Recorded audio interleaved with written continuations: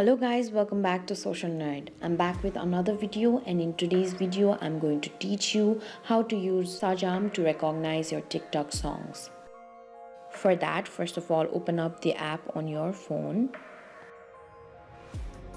After you open up your app, tap and hold the Shazam logo which is in the middle of your screen to auto on Shazam.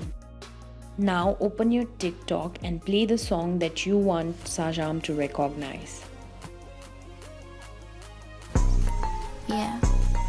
Yeah. Whoa. I'm so pretty and you like that. Now go back to your Shazam app. Now swipe up to see that if Shazam has recognized your music. There you can see that Shazam has recognized the music. Tap on it.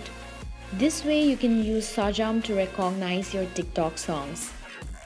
Thank you for watching. If you like the video, please hit the like button. If you want to see more tutorial videos, hit the subscribe button. And if you have something to say, please leave a comment.